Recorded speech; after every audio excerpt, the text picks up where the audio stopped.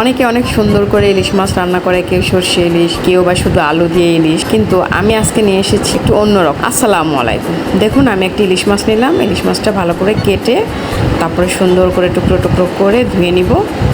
ধুয়ে আমি দেখুন একটা ফ্রাই প্যানে সুন্দর করে দিয়ে দিলাম তেল, পেঁয়াজ, তারপরে দিয়ে দিলাম হচ্ছে কিছু কাঁচামরিচ কুচি, কিছু লাল কাঁচামরিচ, পেঁয়াজ বাটা, পরিমাণ মতো লবণ এবং একটু ধনের গুঁড়া।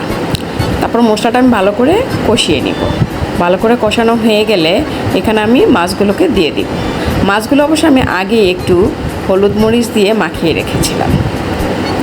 এখন মাছগুলো দেওয়ার পরে আমি এখানে একটু পানি দিব। পানি দিয়ে ঢাকনা লাগিয়ে দিব। ঢাকনাটা দেওয়ার পরে এটা দেখুন খুব সুন্দরভাবে কষানো হয়ে যাবে।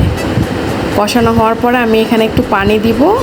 পানি দেওয়ার পরে আমি এখানে ঢেঁড়স এবং আলু দিয়ে দিব। তারপরে আমি দেখুন খুব সুন্দর একটা কালার এসেছে। আমি যখন নামাবো তখন নামানোর আগে একটু কাঁচামরিচ দিয়ে দিব। কাঁচামরিচ দিয়ে বাস আমি নামিয়ে নিলাম। Thank you.